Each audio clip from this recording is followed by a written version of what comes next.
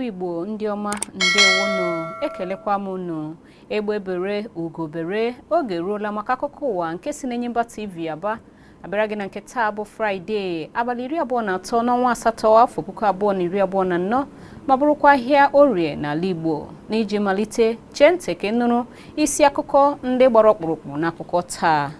Otu jikọrọ ndị ọrụ na steeti Abia agwala ndị otu ha ka ha dịrị njikere maka mfanye aka n'ụkwụ nke ga-amalite n'oge na-adịghị anya. Ụlọ ọrụ NNPCL ekwuola n'okwu Atiku na ọ bụ ndị nwere apata ukwu gburugburu onye isi ala na-atụ nke na-eme n'ụlọ ọrụ ahụ abụghị eziokwu. Afọ 10 nke nọ n'ọchịchịrị Afọ Ikpo nke dị na steeti Ebonyi adịla ka ebe agbara ọsọ. Akụkọ ndị a na ndị ọzọ ka m ga-ewetara gị n'aka ngwa ngwa. Ọkọ akụkọ bụ m Ezinne Mmadụ. Otu jikọrọ ndị ọrụ n'ala anyị ngalaba ya nke steeti Abia agwala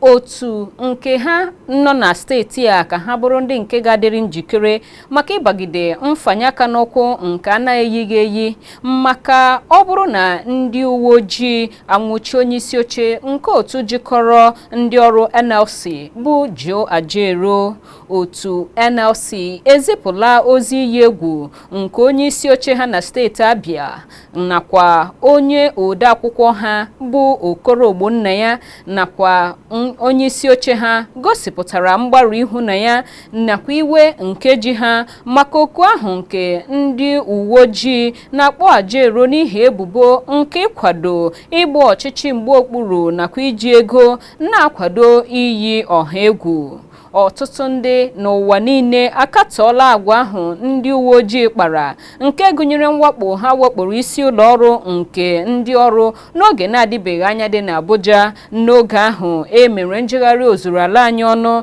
nke bụrụ nke emere megide agụụ nakwa ọchịchị ọjọọ n'ala anyị bụ Naịjirịa.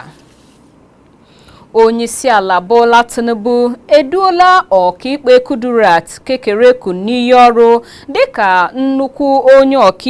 ọkaikpe ọhụrụ nke ala Naịjirịa taa. Onye ndụmọdụ ya pụrụ iche bụkwanụ nke gbasara mgbasa ozi nakwa ọhaneze bụ Ajuri Ngalale bụ onye mere ka anyị mata nke a n'ozi nke o zipụrụ ebe a kọwara na ime ememme idu n'iyi ọrụ ahụ bụkwanụ nke hiri odo na kansụl nke dị na obi ọchịchị dị n'Abuja. Ọkaikpe Kekereekun eburula oche ugbu a site n'aka ọkaikpe Olukayode Ariwoola onye na-achịsala ọwa n'ọrụ nke ọrụ zuru na ngalaba ikpe ikpe ụnyaahụ bụ Tọzdee dịka ọ gbachara afọ ndụ nke ịla ezumike bụ 70. Onye isi ala nọkwara n'oge ememme ahụ kelee Ariwoola n'ebe ọ dị ukwuu onye ọ kọwara oge niile ọ rụrụ ọrụ na ngalaba ikpe ikpe dịka nke ijere ọhaneze ozi n'ụzọ gara nke ọma, na-ekele ya maka ọrụ ọma ya niile nke ọ rụrụ obodo anyị bụ Naịjirịa. Onye isi ala Bola Tinubu agbakwala ngalaba ikpe ala Naịjirịa ume ka ha bụrụ ihe a chọrọ ha n'aka ma jụ ndị niile ọrụ ha bụ ịkatọ usoro ikpe ikpe mgbe ọbụla mkpara ikpe jụtara ha n'isi. Onye isi ala onye osote onye isi ala Kashim Shettima nọchiri anya ya kpọrọ oku a na ememme ngosi n'ihu ọha nke akwụkwọ isiokwu ya bụ iji ụzọ ziri ezi na-ekpe ikpe. Akwụkwọ akụkọ ndụ nke nnukwu ọkaikpe ala anyị na-apụ apụ bụ ọkaikpe Olukayode Ariwoola n'isi obodo Abuja. Ọ rụtụrụ aka na ụgwọ ezumike nke ndị ọrụ ikpe niile nọ ya chemchem dịka ndị niile bụ ndị ọkaikpe lara ezumike nka ga-eji ụgwọ ọnwa ikpeazụ ha tụọ ndụ ha mmanụ dịka ụgwọ ọnwa ezumike ha na ndụ. Mmemme ahụ nke onye isi oche ya bụ onye isi ala n'oge ndị soja n'oge gara aga bụ Abdulsalam Abubakar nọrọ n'isi ya hiri odo n'ụlọ mgbakọ ezumezu dị n'Abuja obere oge ọkaikpe Ariwoola lachara ezumike nka. ụlọ ọrụ na-ahụ maka mmanụ patrol n'ala anyị NNPCL n'aha mkpirisi ekwuola na ọ bụghị eziokwu ma otu okwu osote onye isi ala n'oge gara aga bụ Atiku Abubakar kwuru nke ọ nọ na ya na-arụtụ aka na ọ bụ ndị nwere apata ukwu nke gbara onye isi ala Bola Tinubu gburugburu ewegharala ma na-ekwu nke na-eme n'ime ụlọ ọrụ ahụ. N'ozi nke onye enyemaka ya na mgbasa ozi bụ Paul Ibe ebenyere aka na ya, Atiku gosipụtara iju anya otu ụlọ ọrụ NNPCL ji were ngalaba nregharị ahịa ha n'ogo nta tinye n'aka ụlọ ọrụ akpọrọ OVH nke Ọando nwe bụkwanụ nke onye isi oche ya bụ Wale Tinubu nke nwere ugbu a ihe dịka pasentị 19 nke aka oke. Atiku kwararịrị na ebumnobi ya bụ ime ka ụlọ ọrụ NNPCL nọrọ n'aka ndị nkịtị ma kwalite usoro nke ime ihe n'usoro n'ụzọ kwesịrị ekwesị abụrụla nke ejiriziri akwa were kpuchie ugbu a, na-akọwa na ndị omekome ewegharala ụlọ ọrụ ahụ ndị bụ ọka ome ndị gbara onye isi ala gburugburu na oge dịka nke a. Na nzaghachi ha site n'ozi nke nnukwu onye isi oche nzụrịta ozi nke ụlọ ọrụ NNPCL zipụrụ, Olufemi Shoneye bịanyere aka na ya na-akọwapụta ugbu a nke sitere na Abuja zipụ, na-ekwu na okwu Atiku bụ nke ahụtara dịka ebubo nke na-enweghị ebe ọ gbadoro isi nakwa nke mgbakwasị ụkwụ na-adịghị na ya, dịka ụlọ ọrụ ahụ siri wee kwuo na ma onye isi ala ma Wale Tinubu enweghị mmasị n'ihe nweta nke ụlọ ọrụ OVH nwetara n'ụlọ ọrụ NNPCL. Onye minista na-ahụ maka mmụta Ọkammụta Tahir Mamman ekwuola na ọchịchị etiti ga-ezute ndị ndu nke otu jikọrọ ndị nkụzi mahadum ASUU n'aha mkpirisi bekee n'ụbọchị Mọnde iji leba anya n'ọchịchị obi nke ndị nkụzi ụlọ akwụkwọ mahadum. Onye minista kwupụtara nke a mgbe ọ wụchara n'otu ihe omume ajụjụ ọnụ nke mere n'ihe onyonyo onye ahụ bụ Tọzdee. Otu ASUU nyere ọchịchị etiti mbirimbi abalị 21 na mpịachi nke ọgbakọ nnukwu otu ije ozi ha nke were ọnọdụ n'Ibadan izu ụka gara aga. N'oge ihe omume ahụ, onye minista ahụ kwetara na gọọmenti anatala akwụkwọ ozi nke bụ maka ịma ọkwa nke mfanye aka n'ụkwụ site n'aka ndị isi nke otu ASUU, ebe o nyere mmasị obi ike na gọọmenti ga-arụsi ọrụ ike igbochi mfanye aka n'ụkwụ ọzọ n'ime usoro ihe omume nke ụlọ akwụkwọ mahadum anyị ha. Mamman kwupụtara na ọgbakọ nke ahụ ha na-aga inwe ga-eleba anya n'ọchịchị obi ndị ọrụ nakwa ndị otu a ma chọpụtagasịa ụzọ ndị ga-aka mma nke a ga-esi mezuore ha ihe na-akpagbu ha n'obi ka a gharakwa inwe nkụchi ọzọ nke ụlọ akwụkwọ mahadum na obodo a.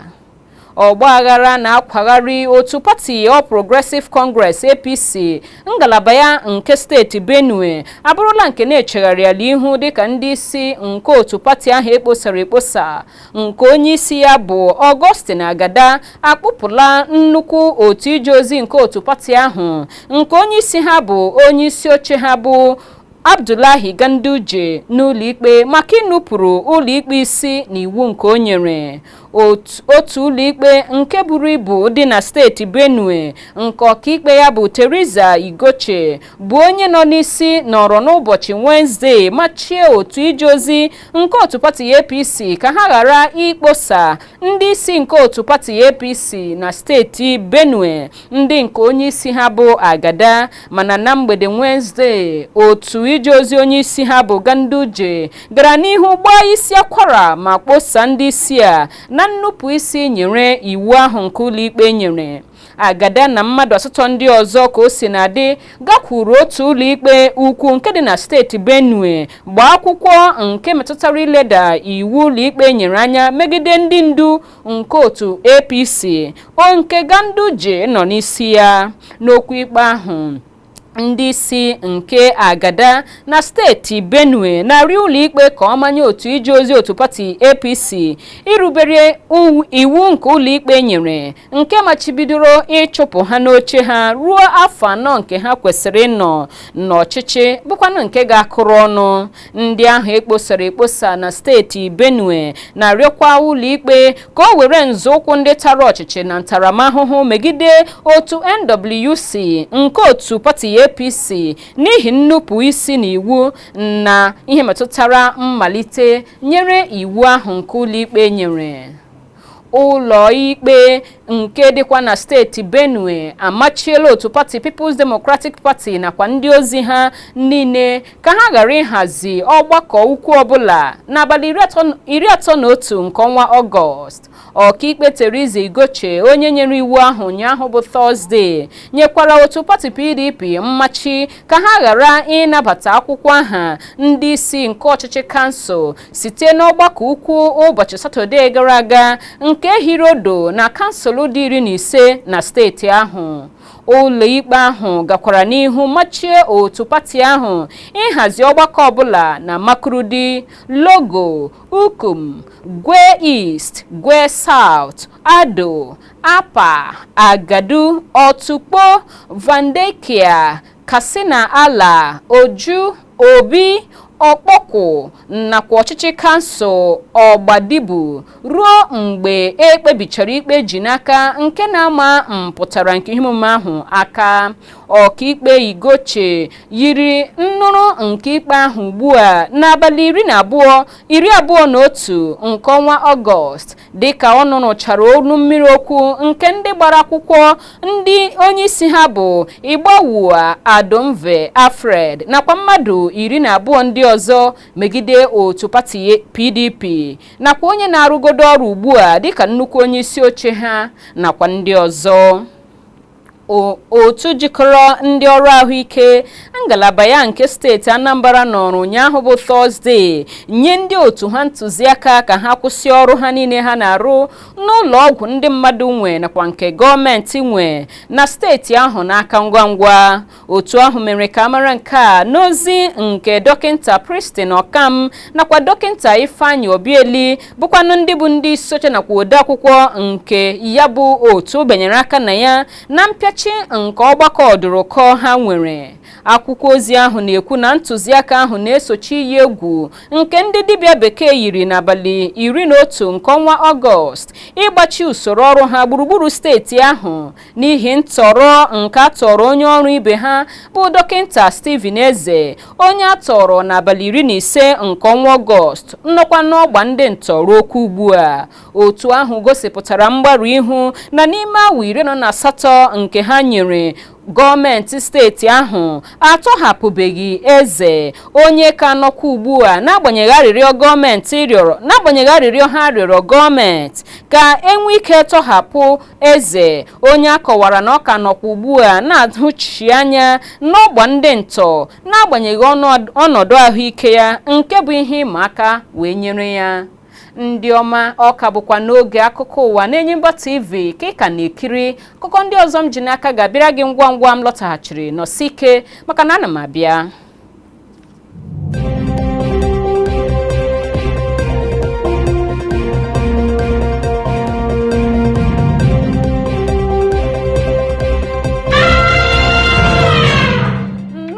Ka anyị gazie n'ihu ugbu a n'akụkọ gbara ọkpụrụkpụ nke anyị ji n'akụkọ.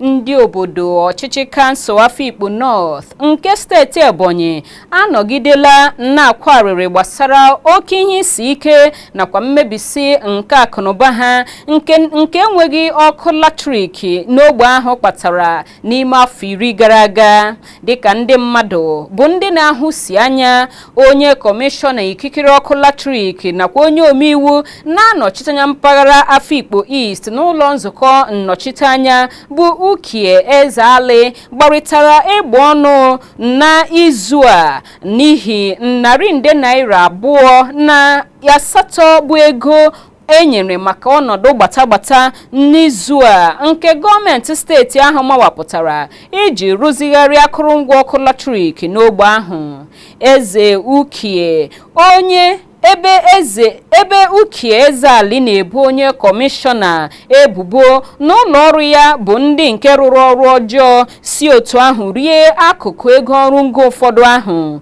Maazị Ogali bụkwa na onye na-ebu ebubo na onye omeiwu ahụ bụ onye nwere mmụọ nke imegwara n'ihi na ọ kọwara na ya jụrụ ajụ inye ya ọrụ ngo ahụ ka ọ rụọ. Afikpo hụrụ ọkụ latrik na nke mbụ ya n'afọ 1976